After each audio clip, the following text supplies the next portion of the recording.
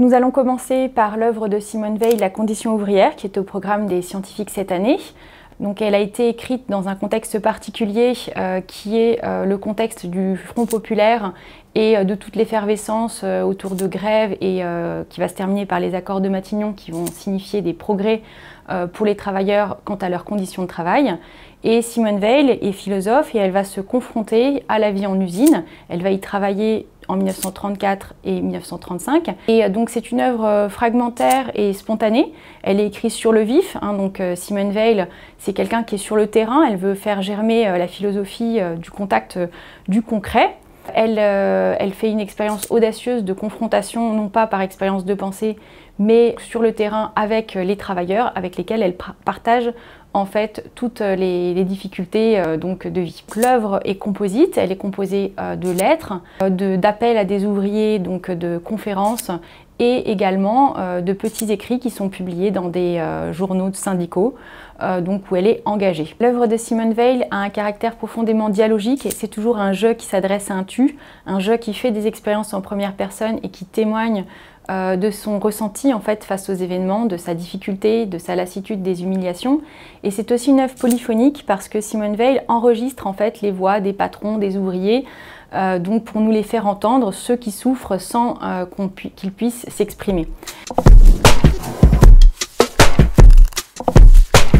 Donc la problématique qu'on peut choisir aussi pour unifier cette approche de l'œuvre de Simone Weil, c'est finalement de se demander comment améliorer la condition ouvrière bien sûr, mais surtout en arrière-plan, comment penser l'homme face aux machines, parmi les machines, avec les machines, comment également faire l'éloge de la machine et de celui ouvrier qui acquiert le tour de main face aux machines.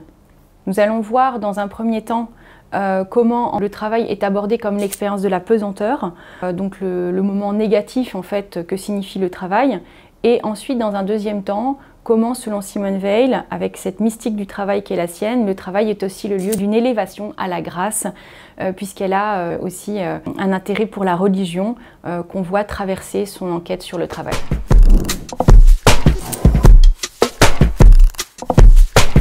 La première partie va questionner le travail comme expérience de la pesanteur, donc avec un vocabulaire explicitement un peu christique, c'est-à-dire qu'ensuite il va s'agir de s'élever à la grâce. J'ai repris exprès le vocabulaire religieux en fait, de Simone Weil pour organiser ce propos. Le premier point à l'intérieur de cette première partie consiste à questionner l'épuisement du corps lors du travail et en fait le rétrécissement de l'âme, ce qu'elle appelle le rétrécissement de l'âme. En fait, quand on est face aux machines, il y a cet épuisement du corps qui ne vient pas d'un dur labeur, puisque la machine assiste l'ouvrier, mais qui vient d'une monotonie, des gestes insignifiants qu'il faut reproduire sans cesse. Et ça recommence. Ça, c'est une phrase de son ouvrage. Donc le fait que l'âme soit obligée d'avoir conscience de cette monotonie, ne puisse pas tout à fait s'endormir et rêver en rejoignant le rythme ininterrompu, en ayant un espace de liberté et d'évasion, puisque les gestes sont faciles à faire et se reproduisent. Donc la rêverie est interdite dans l'usine et en prendre conscience que pour rejoindre le rythme ininterrompu, il faut ne pas penser, mais être néanmoins attentif assez pour suivre ce qu'il y a à faire, c'est cela qui produit l'humiliation, finalement la honte et le rétrécissement de l'âme que subit le travailleur, puisqu'il sent qu'il ne compte pour rien, qu'il ne met rien de lui dans ce qu'il produit, ni son âme, ni sa sensibilité, ni aucune finalité dans l'organisation des lieux et des temporalités. Et donc c'est cet épuisement de l'âme qui est marquant. L'âme ne peut pas être laissée au vestiaire comme on pourrait laisser sa blouse, on est obligé de l'emmener avec soi dans l'usine. On la récupère en fait au moment d'arrêter de travailler, épuisée également et humiliée. Cette cadence effrénée qui est exigée crée une temporalité qui est mal vécue en fait par l'ouvrier et c'est un des points principaux de cette pesanteur du travail. Alors second point pour le travail comme expérience de la pesanteur, il faut considérer que le travailleur est comme un exilé, quelqu'un qui est tellement déraciné qu'il ne se sent pas chez lui dans l'usine.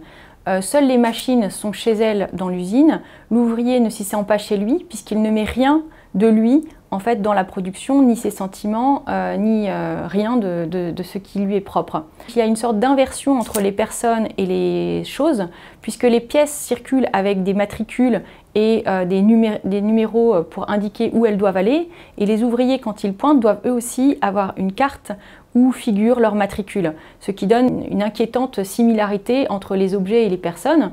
Finalement, dans l'usine, on se focalise non pas sur les personnes qui produisent, mais sur les produits qui sont réalisés. Il y a un fétichisme de la marchandise, à savoir que c'est le produit sur lequel tout est concentré et ni la fatigue, ni le labeur, ni les difficultés des ouvriers ne sont pris en compte. L'ouvrier se sent déraciné, alors c'est une métaphore pour dire qu'il est surtout déraciné du ciel des valeurs, mais il lui reste tout de même dans le fond du cœur en fait ce désir du bien. Donc au fond de son déracinement, il sent qu'il devrait en être autrement et il ressent une honte à voir à quel point il est réduit, à savoir se concentrer sur des objectifs absolument mesquins, obsession des sous, obsession de la vitesse, hantise d'être licencié, d'être mis à pied, sont tout ce qui habite son esprit. Et donc c'est cela qui crée également une forme d'humiliation prégnante. Le troisième point pour cette première partie qui explore le travail comme expérience de la pesanteur consiste à aborder le travail comme une expérience de solitude et de silence forcé, puisque parler dans l'usine, c'est être menacé de licenciement. Et les discussions n'ont lieu que dans les vestiaires, donc où Simone Veil est trop fatiguée d'ailleurs pour elle-même babiller avec ses collègues. Donc le langage se fait fragmenter, en fait il arrive sous forme de bribes. Ce sont souvent des engueulades, comme elle dit, avec un langage vulgaire, mais c'est parce qu'on lui parle mal. Et donc avec des propos familiers et violents. Donc le langage intervient comme un lieu de violence et de pouvoir. L'ouvrier souvent est dans un silence qui correspond à une colère rentrée. Il ne sait pas comment faire fonctionner la machine, mais il n'ose pas faire intervenir un contremaître, puisque ce serait la honte d'être pris à défaut. Donc il préfère couler le bon, c'est-à-dire ne pas réaliser le nombre de pièces qui est exigé, ne pas être payé, plutôt que de prendre la parole et de se faire engueuler vertement. Et donc c'est cette expérience aussi d'un rapport au langage dysfonctionnel qui est l'usine, avec une incompréhension mutuelle des patrons et des ouvriers.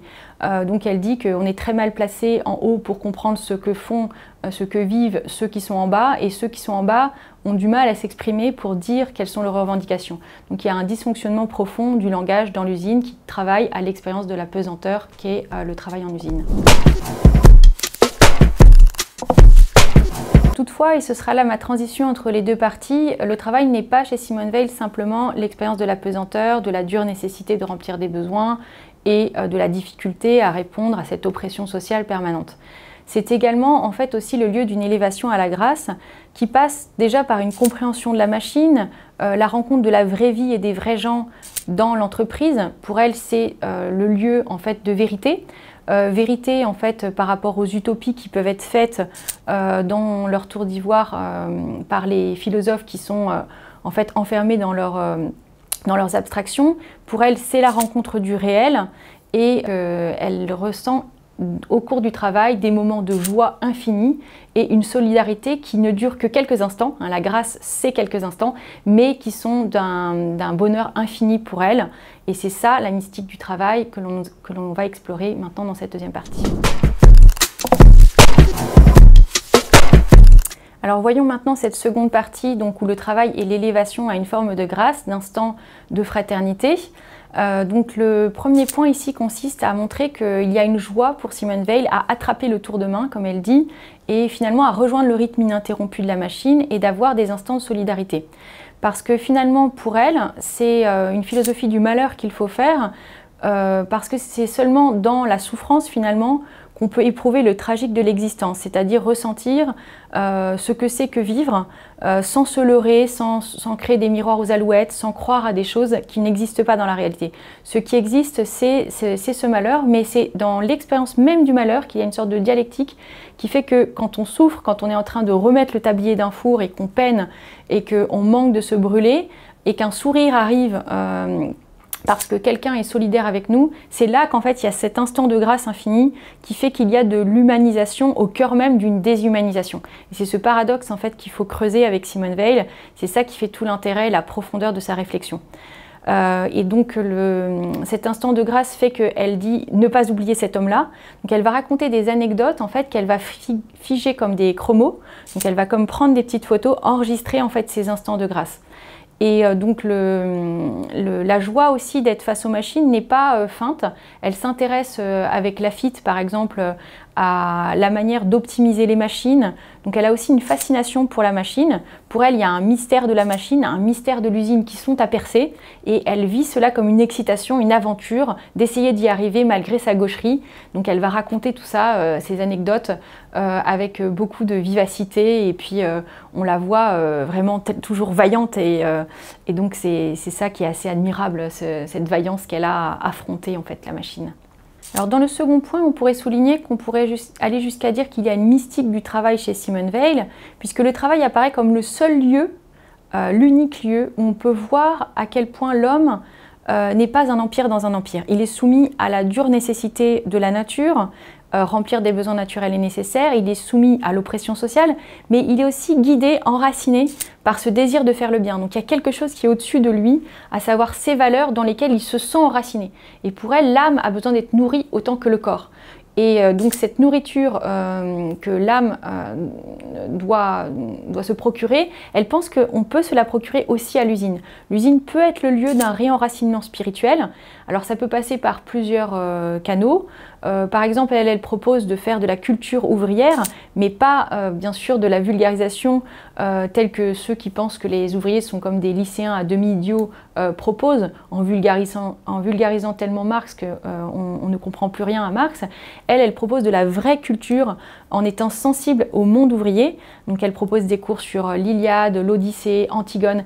Elle veut leur faire comprendre à quel point la force n'est pas un bon fonctionnement et donc à quel point il faut faire taire la force en l'homme pour en fait réenraciner l'homme aux valeurs que sont la justice, l'égalité, le partage, etc., la solidarité, qui pour elle sont des valeurs absolues. Donc il y a bien une mystique qui peut passer par l'entreprise. Le travail n'est pas un lieu où on n'a pas d'accès à l'absolu. Au contraire, pour elle, c'est le lieu d'une rencontre paradoxale avec l'absolu. Alors troisième et dernier point de cette deuxième partie, le travail est l'expérience de la fugitive solidarité entre tous ceux qui y collaborent. Alors c'est une solidarité non pas seulement entre ouvriers, mais même entre patrons et ouvriers, puisque Simone Weil se risque à écrire aux patrons, y compris quand elle est au piquet de grève. Donc elle leur écrit pour leur dire, voilà, je pense que vous n'êtes pas très contents parce que nous avons organisé la grève, et enfin on respire, les machines se sont tues, enfin le dialogue social peut commencer et on peut penser à l'autogestion des ouvriers par eux-mêmes, mais elle se risque quand même à leur écrire. Donc elle essaye de limiter la coupure technique entre ceux qui donnent des ordres et ceux qui doivent les exécuter. Elle veut toujours reconstruire un dialogue. Le but, ce n'est pas d'écarter les patrons parce qu'eux aussi font partie du système. Et donc, cette solidarité, elle l'a aussi avec les patrons, paradoxalement. Elle a aussi de la sympathie, par exemple, pour un certain Deteuve qui dit que pendant un an, en tant que contremaître, il a été perdu entièrement dans son entreprise.